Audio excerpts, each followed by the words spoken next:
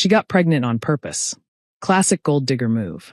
My mother-in-law said it to a table of guests at my own baby shower, her stage whisper carrying across the room with practiced precision, while I sat 15 feet away with my hands on my belly feeling my daughter kick.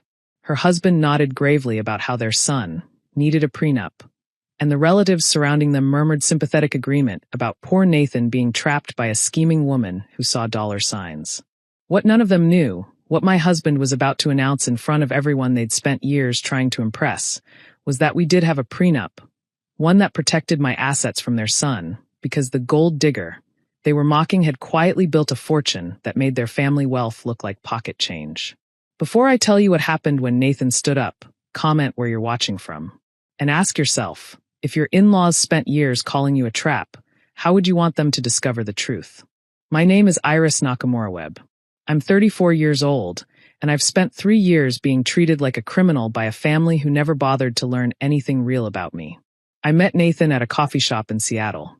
Not a networking event. Not a charity gala. Not any of the places where people with money supposedly meet. Just a random Tuesday where we reached for the same oat milk at the condiment station and started laughing. He was working as a financial analyst at his family's investment firm. I was in Seattle closing a deal that would change my life, though I didn't tell him that. I was wearing jeans and a sweater. He thought I was a grad student. We talked for 3 hours. Exchanged numbers. Started dating. For the first 6 months, Nathan knew nothing about my financial situation. He knew I worked in tech and traveled frequently for business. He assumed I was comfortable but not wealthy, which was exactly what I wanted. I'd learned the hard way what happened when people discovered my net worth early in relationships. The dynamic shifted. Every gesture became suspicious.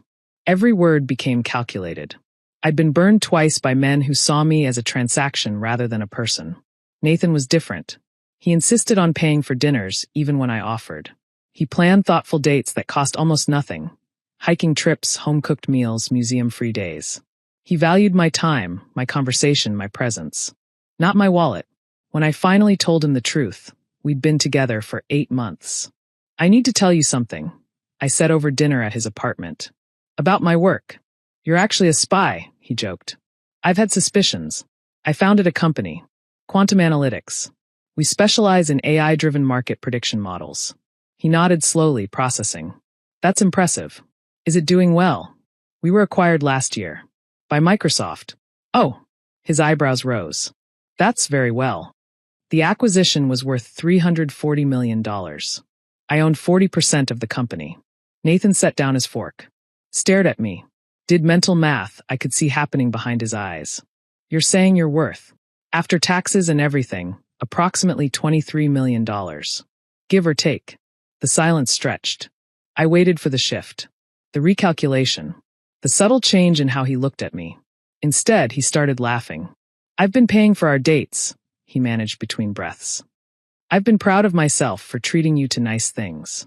And you're a multimillionaire. I wanted you to like me for me. I do like you for you. He reached across the table for my hand. I'm just realizing that my grand romantic gestures of home-cooked pasta were maybe less impressive than I thought. We talked until 3 a.m. that night. About money, about values, about what we both wanted from life. Nathan made decent money at his family's firm, but nothing close to what I had. He didn't care. He was genuinely, purely happy that the woman he loved had built something extraordinary. His parents were another story entirely. Richard and Constance Webb were old Seattle money. Not massive wealth by tech standards, but comfortable enough to feel entitled to opinions about everything, especially their children's choices. They did plans for Nathan. Appropriate plans. He would marry someone from the right family, produce heirs who would carry on the Webb legacy, and continue working at the family firm until he inherited it. I was not in their plans. When Nathan brought me home to meet them, I dressed simply. No jewelry except small earrings. Nothing that would suggest wealth. I wanted them to know me before they knew my bank account. It backfired spectacularly. Constance looked me up and down like I was a stain on her carpet. What did you say you do, dear?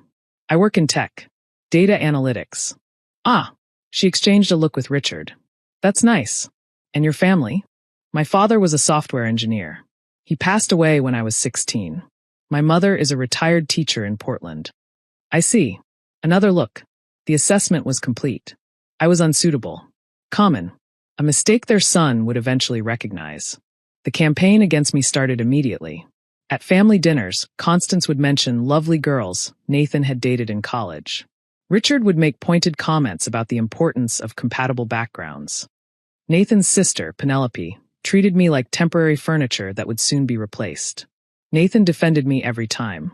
Argued with his parents. Stormed out of dinners. But the tension never resolved.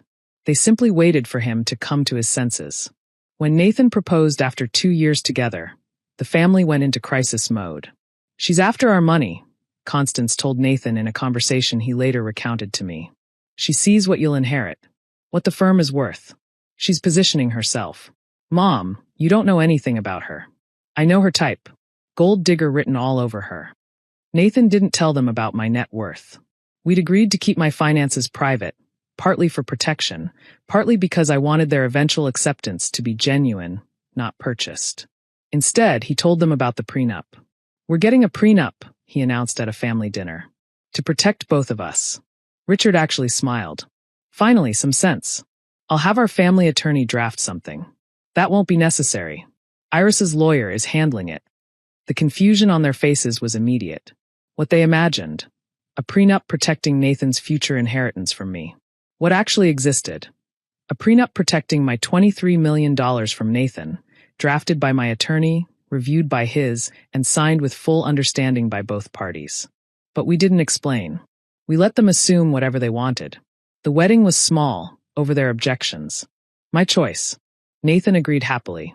We honeymooned in Japan, visited my mother in Portland, and started building our life together.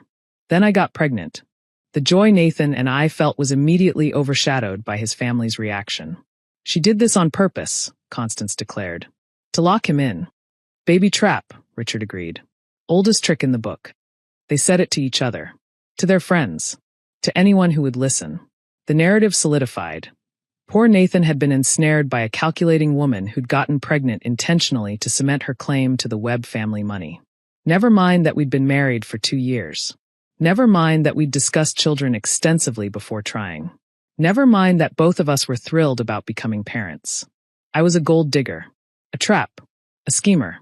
The baby shower was Constance's idea, which should have been a warning. "Let me host it," she'd offered, sweet as poison. "At the country club. Properly." Nathan was suspicious. I was tired of fighting. The baby was due in 6 weeks, and I just wanted peace. "Fine," I agreed. "Whatever makes this easier." Nothing about that shower was easy. The guest list was stacked with Constance's friends and extended family, people who'd absorbed her narrative about me without question. I was surrounded by strangers who smiled politely while judging everything about me. My own friends were there too, including my former CFO Maya and 2 women I'd known since college. But they were outnumbered, and the Webb faction made sure they knew it. The conversations I overheard were excruciating. "She's pretty enough, I suppose. In an ordinary way. Nathan could have done so much better. I heard she grew up poor. Mother was a teacher." I sat in my designated chair of honor, accepting gifts and pretending I couldn't hear any of it. Then Constance gathered her audience. It happened during the cake cutting, when everyone was gathered and attention was focused. She stood near a cluster of her closest friends, her voice pitched at that stage whisper volume designed to carry. Between us, she got pregnant on purpose. Classic gold digger move. Murmurs of agreement. Richard, standing nearby, added his contribution. "Our son needed a prenup. We told him from the beginning." "Does he have one?" someone asked. "Of course." We insisted. Constance smiled with satisfaction. "At least that's protected." I felt Nathan tense beside me. He'd been bringing me a glass of water. Now he stood frozen, listening to his parents perform their assassination of my character. Then he did something I didn't expect. He walked toward them. "Nathan," I started. He kept walking. "Mom. Dad." His voice was loud enough to cut through every conversation. The room went quiet. "I heard what you said. So did everyone else. So let me clear something up." Constance's smile faltered. "Darling, you were just calling my wife a gold digger. Again. For the 100th time." Nathan turned to face the room. "You're right that we have a prenup, but you have no idea what it says." Richard stepped forward. "Son, this isn't the place. This is exactly the place. You chose it. You invited these people to watch you humiliate my wife at her own baby shower. Nathan's voice didn't waver. So let them hear the truth. He looked at me. I nodded slightly. It was time. Our prenup protects Iris's assets. Not mine. My wife is worth approximately $23 million. She built and sold a tech company that was acquired by Microsoft. She has more money than this entire family combined. The silence was absolute. Constance's face went through confusion, denial, and horror in rapid succession. That's not possible, she whispered. She works in. She founded a company. Grew it. Sold it for hundreds of millions. The prenup makes sure that if I ever disappoint her, she keeps what she built. Nathan smiled grimly. I'm the lucky one in this marriage. I always have been. My friend Maya stepped forward, unable to resist. I was her CFO. I watched her build quantum analytics from a 2-person startup to a company Microsoft paid $340 million to acquire. Iris is one of the most successful entrepreneurs I've ever worked with. The room buzzed with recalculation.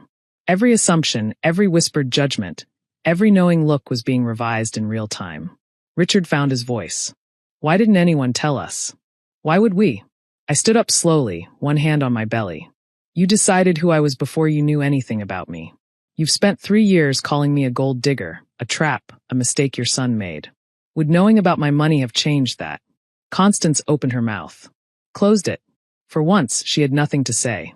I wanted you to accept me for who I am, not what I have. I wanted Nathan to be loved for choosing someone who made him happy, not someone who passed your wealth test. I looked at my husband with a love I didn't need to perform. I got one of those things, at least. I turned to the room. Thank you all for coming. I'm going to go home now. My feet hurt, my daughter is doing gymnastics on my bladder, and I've had enough of being talked about like I'm not in the room. Nathan took my arm. We walked toward the exit together. Iris. Constance's voice stopped us at the door. For the first time, it contained something other than disdain. I didn't know. I know you didn't. That's the point. We left. The aftermath was complicated, as family things always are. Richard and Constance didn't apologize immediately. Pride runs deep in people who've never had to question themselves. But they stopped the campaign against me. Stopped the whispers. Stopped treating me like a temporary problem. Our daughter was born 6 weeks later. Eleanor Constance Webb, named for my grandmother and, yes, my mother-in-law. An olive branch Nathan suggested, and I accepted. When Constance held her granddaughter for the first time, she cried. I'm sorry, she whispered, so quietly I almost missed it. I should have seen you clearly. You're seeing me now, I said. That's a start. The relationship is still evolving. Trust doesn't rebuild overnight. But they're trying, and that matters. Nathan and I are building the life we always planned. A family. A partnership. A love that has nothing to do with money and everything to do with choosing each other, again and again. If you're watching this and someone has ever dismissed you, underestimated you, or called you a fraud because of assumptions they never bothered to verify, I want you to know something. The truth has its own timeline. Build your life. Protect your peace. Let them believe whatever they want. And when the moment finally comes for the truth to emerge, let it speak for itself. My mother-in-law called me a gold digger. My husband signed a prenup protecting me. I was never the one who needed protecting. If this story hit home, share yours in the comments. And subscribe, because the next story might be exactly what you needed to hear.